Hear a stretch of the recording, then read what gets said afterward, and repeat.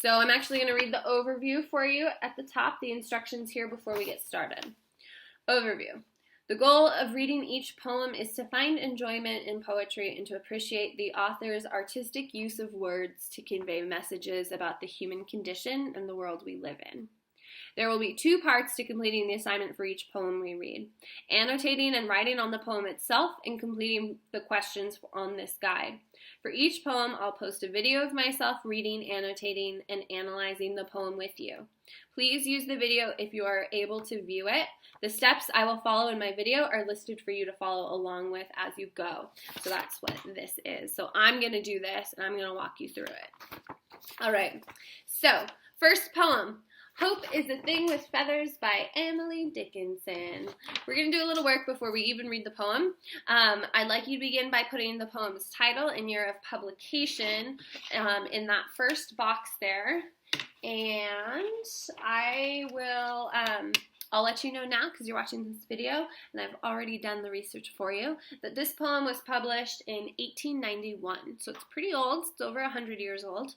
So poem title and year of publication, 1891, goes in that first box. Pause me at any time. I'm going to go kind of quickly. I won't sit here and wait while you guys write. So if I go too fast, just pause me, back it up, and listen to it again. All right? Okay. Next, a little reading preparation. It says, spend 10 to 15 minutes researching the author, it says, of this essay, it should say poem, of this poem. Write down at least 3 to 5 facts or observations about the author that you find interesting.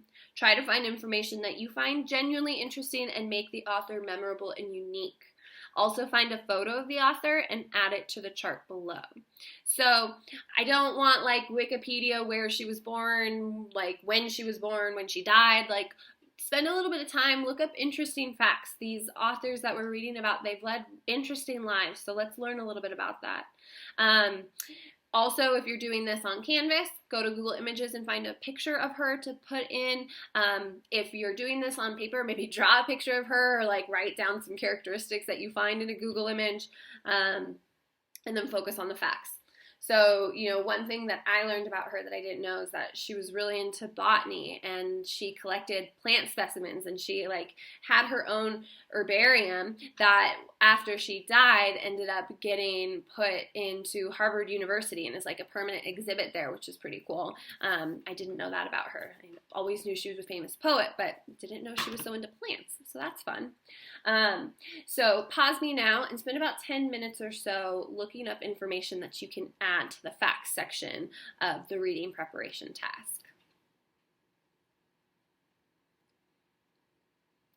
Okay, I'm moving on. Next page of the packet. All right, round 1, directions. We are going to do a couple rounds of analysis for this poem, 3 to be specific.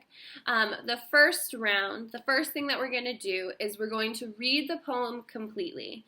And you may listen to my reading of it to you on Canvas, which you are doing, which is great. Thank you for being here.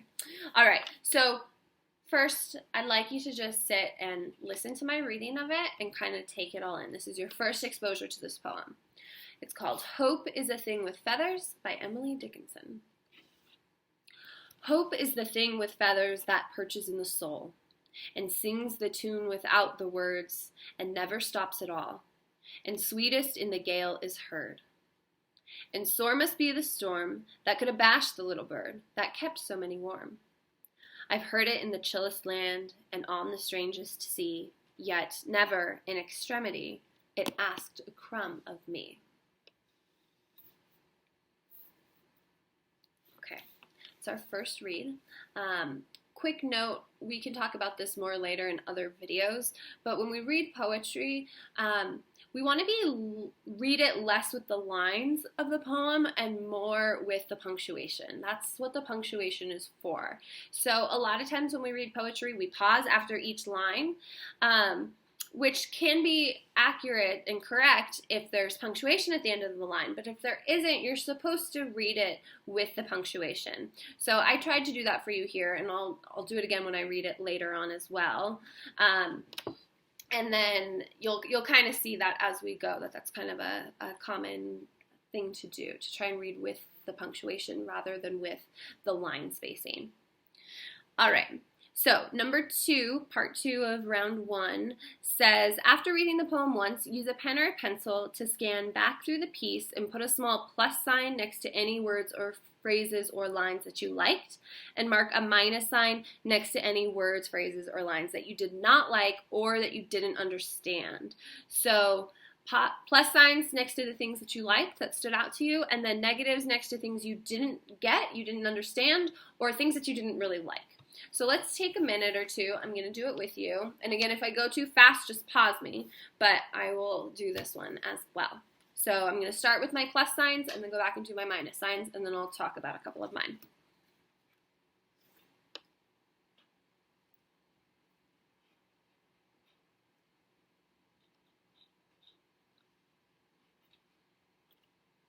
And since I've already done this, I'm going to go a little bit fast.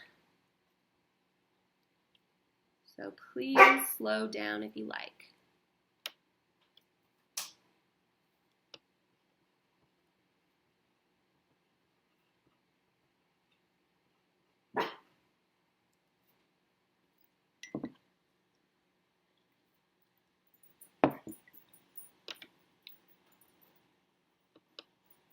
Okay, so for me, I put 3 plus signs on mine. The first plus sign thing that I really liked that stood out to me was in the second line where it says, perches in the soul. I think that's a really beautiful line. I love the image of a little bird, like somewhere inside of me, perched inside my soul, and it's just hanging out there. I think that's a nice image. And then in the next line, I also put a plus sign next to sings the tune without the words. That really stood out to me too. I think of a songbird, how we talk about birds singing, but they don't sing with words. They sing, with their chirps and their own melodies. And I really like that image as well. And then it wasn't a line, but in the margins here, I wrote rhyming lines and put a plus sign, because those are always kind of fun, especially when you read out loud, the lines that rhyme together. I always like that too. So I put a plus sign for that. My minuses, I put a minus next to the word gale in line 1, 2, 3, 4, 5. In line 5, I put a minus sign there because gale isn't a word that I was super familiar with. I had heard it, but I didn't feel like I had a great definition for it. So that was something that I was kind of unsure about. I looked it up, of course, and a gale is like a really strong wind, like in a storm, really windy. So now I know, but that was something I was unsure of. And then I also put minuses next to lines 3, 4, 5, and 6 because she starts all of those lines with and that kind of annoys me. I'm sure it was intentional, and maybe some people like that, and there could be reasons for it, but that kind of repetition isn't my favorite. I totally can appreciate repetition, but starting each line with and doesn't really do it for me. So that was something that was kind of a drawback for me. Okay, so you're doing your own as well, so pause me if I went too fast or you need to finish up. I'm going to move on to round 1, part 3. So the next thing, it says, in the space below, explain what your initial understanding of what the poem is about. This can be general and rather superficial. By superficial, I mean explaining the plot, the scene, and the events of the poem without going into depth about the poem's meaning. So we're not analyzing its depth or its message or its theme yet. We're just kind of like going through, we read it once, what was this about? Do we kind of have some general idea of what it's about? So let's see. For me, my kind of first read understanding, I took some notes here already. I had said that hope is being compared to a bird. And that the bird is really, it's small and it's fragile and it's living in this kind of world of like storms and strangeness and unfamiliar places. So this bird has to this little bird has to survive in this big scary world. That's kind of my first read level understanding. Yours might be similar, it might be a little bit different, that's okay. So pause me here and please answer that question for round 1 in a couple of sentences. That general understanding, first level understanding.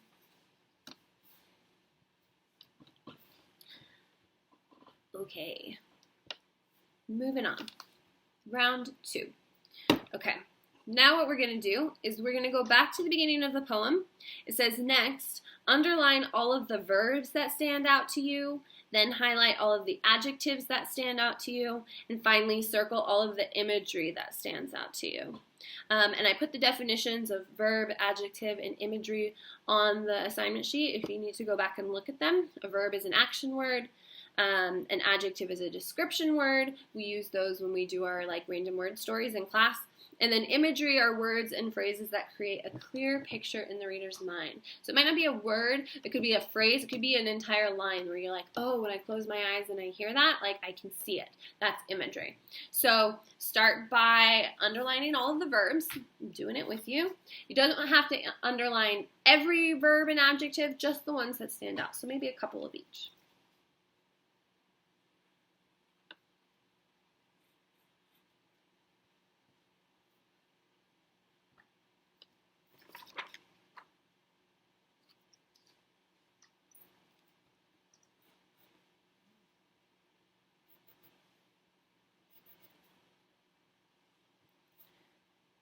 Okay, I've underlined my verbs. I'm going to go back and highlight my adjectives. I'd already done that from last time. And then I'm going to circle all of my imagery. I'll share my examples with you guys in a minute. And again, stop me if I go too fast. I probably am going too fast. I'm going very quickly because I've already prepped this. So you should be stopping where you need to. If you want to listen to my explanations first and then stop and go back and do your own, that's okay also. But make sure that you stop and do the assignment completely. Okay, let's begin with verbs. So for me, some of the verbs that stood out was also from the line that I really liked, which was in the beginning, perches. That perches in the soul. Perch is a great verb, to perch. I love it. I see that little bird, right? I was talking about how that was really strong, image in my mind. In the next line, line 3, I underlined sings. Sing is a good verb that stood out to me. I noticed that the verb heard was used twice in this kind of short poem, so that seemed significant, and it kind of went along with sing. I was noticing that there's, multiple verbs around sound. And then the other verb that really stood out to me in the middle was abash. Let's see if I can show it to you. That could abash the little bird. That's probably a verb I've never used in my own writing before, but I really love it. It's very strong. Okay, next the adjectives. We highlighted those. So the ones that I highlighted were, let's see, I'll pull it up here for you. I highlighted sweetest. Sweetest in the gale is heard. And soar must be the storm. So I've never heard a storm described as soar. I've never heard, let's see. Actually, that was it. Okay, the next one, the little bird. The bird is really small. It's little. The chillest land and the strangest sea also stood out to me as good adjectives. I wouldn't necessarily describe land as chill, not like chill, but the chillest, the coldest, or a sea being strange. That's kind of a common adjective, but I've never used it in that context. So those stood out to me. And then the imagery, and you might notice that the imagery that stands out to you, the things that create that clear picture in your mind, are things that have those strong verbs and adjectives. So you might circle something that within it already has a highlight. So for example, perches in the soul. Again, I had already started because I liked it, and it has a strong verb for me. So perches in the soul is totally strong imagery. I can see that little bird perched inside my rib cage in my soul somewhere. Again, sweetest in the gale. The word sweet mixed with gale provided some interesting imagery for me, because a gale is this big, heavy, strong wind, and yet there's a sweet sound out there. So that stood out to me as strong imagery. Abash the little bird, this sweet little bird is getting tossed around and banged up. That was really strong image. And then I also circled in extremity and crumb. The word crumb, I love this word in this poem. I feel like it makes the whole thing because it kind of has a double meaning. On one hand, you know, you think of birds wanting to eat crumbs and like throwing breadcrumbs to the birds.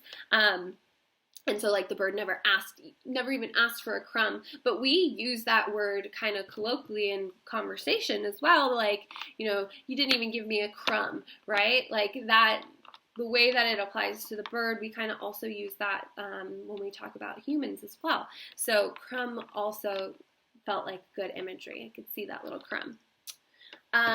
Okay, so I may have gone very quickly through that. You can go back and rewatch that section, pause me, and finish up that piece. I'm going to move on to the second part of round 2. Pause me if you need to. Okay, so the next step in the assignment says, in the space below, define the mood of the poem by answering the question, how does the poem make you feel? How does the poem make you feel? Shoot for 4 sentences and using evidence from the poem. So you're telling me how it makes you feel and then using lines from the poem that make you feel that way as your evidence. So I just want to let you know that in Canvas, there is a link in this module that is called Poetry Resources, and I think it's in all caps. And within it, I gave you some links, and one of the links is to tone and mood words. It's near the top. So if you're like, I need good adjectives to describe my mood about this poem, you could check that out. It's divided between positive mood words and negative mood words, and there's some really great words on that list, so that could help you. But you can also just describe it. You don't need to necessarily have one word to describe the mood. So for me, I kind of chose 2 words that stood out to me for how this poem made me feel. The first one is awe. I feel like I am in awe of this little bird who, despite everything and all of the hardships in life, survives and keeps having hope, right? Like if the bird symbolizes hope, that we always have hope, that this little bird will always make it, even through the toughest storms. So that was one word for me. I feel like I'm in awe when I read this. And then the other one is a little bit of sympathy. So I feel a little pity and a little sorrow for this sweet little bird that tries so hard and never gives up and has to deal with all of the hardships and challenges that we face in the world. And, you know, it's getting tossed around, but still, it never gives up hope. So I have sympathy for this little bird that works so hard despite everything. So take a second, pause me. You need to write your own little paragraph there about how this poem makes you feel. So do that now.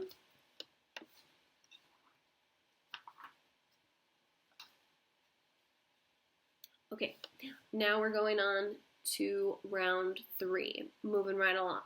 Okay, so after reading the text, I'm reading the directions here, it says find a photo through Google Images that represents something meaningful from the reading. Try to be creative and thoughtful when choosing your image. It can be something the text reminds you of, something that relates to either the main idea of the text or just one part of it that really stuck with you. Paste the image on the left. On the right, write 3 to 5 sentences that explains your connection between the photo and the reading, between this poem. If you are doing this on paper and you're not doing it on Canvas, draw me an image instead of finding one on Google. If you're doing it online, find a Google image to paste. For me, my photo representation, I did not draw it. I will next time, I promise. Is a person with the world on their shoulders. And for me, the person symbolizes hope, and the world is kind of everything outside of the individual, everything external, all of the challenges and things that are unexpectedly thrown at us, all of our struggles to survive. And this one person, this one hope, can withstand all of those challenges and hold all of those challenges. So if I could pick an image, that's what I would choose, and that's a little bit of my explanation about why I would pick it. Pause me again now and do your own, please. Be creative. While you're doing that, I have to show you I'm drinking tea out of my bird mug.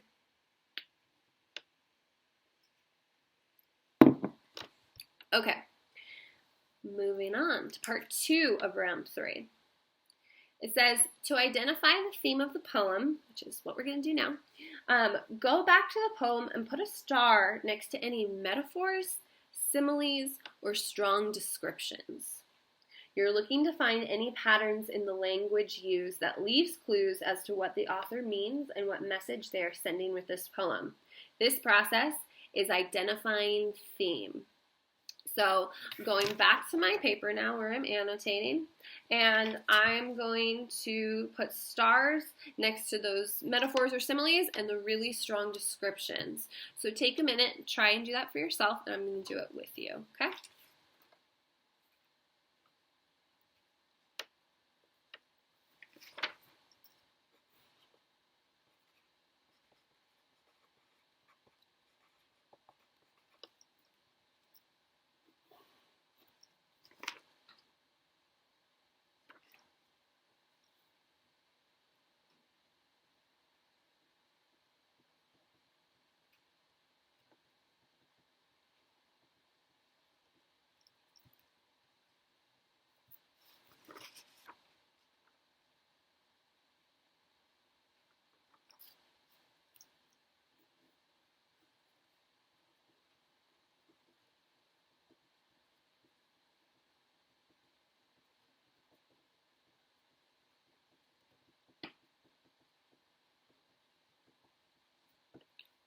Going kind of quickly, so pause me if you need to. I'll give you a couple examples. I'm going to show you my paper here.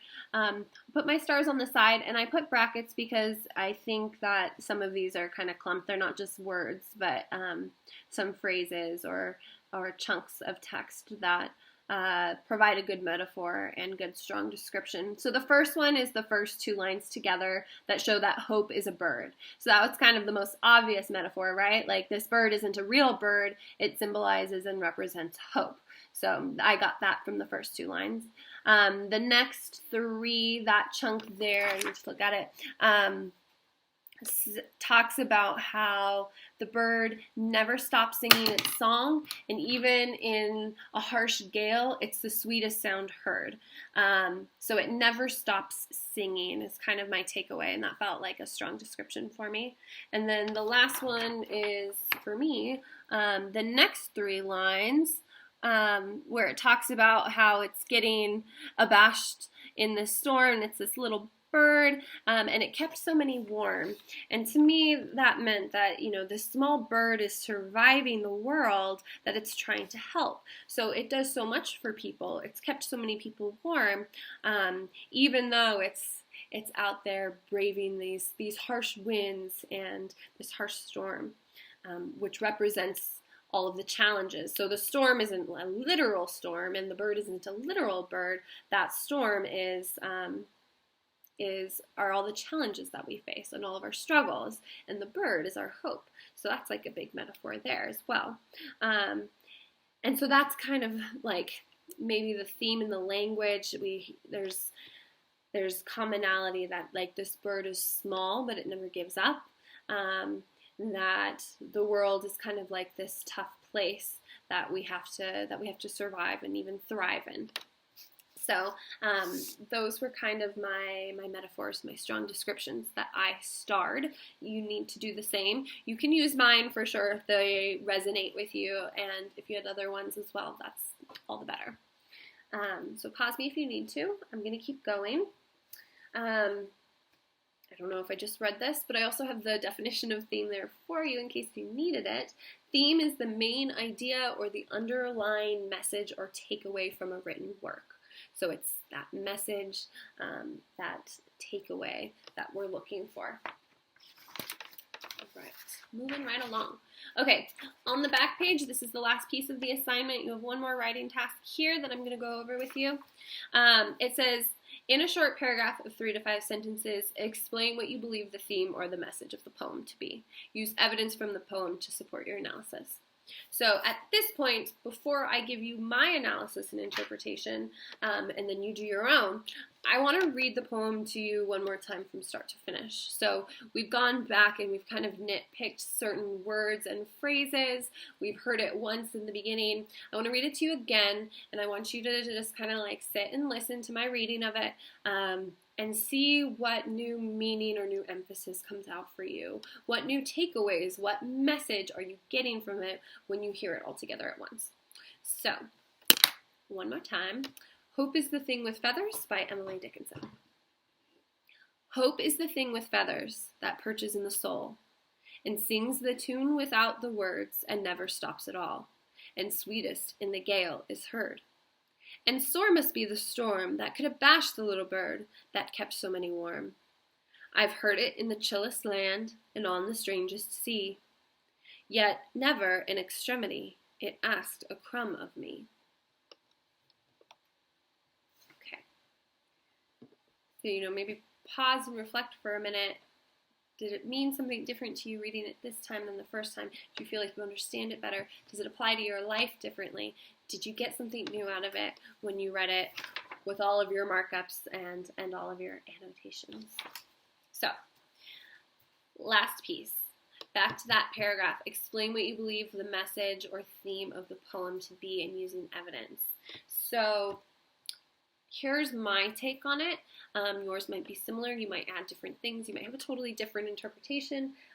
That's okay. Like I said in the beginning with these poems, I want to really walk you through the analysis so you can see what it's like, and then later I'll kind of let you do more of this on your own. So message. Hope is like a small bird, right? So the metaphor is that hope is like a little bird, and it's always singing, and it never stops. And it doesn't give up. We can always have hope no matter what. And even when conditions in life are hard and the world is against us, or we're in an unfamiliar place, or nobody recognizes what's going on or recognizes how hard we're trying, that we always have hope, and that hope is within us. So I think the end line hits me the hardest, about how that little bird, that hope never asks a crumb of me, showing that even when it's the most difficult, it's within our soul and it's within our own being to have hope, and we can use that to uplift and inspire us. That hope is meant to bring us inspiration.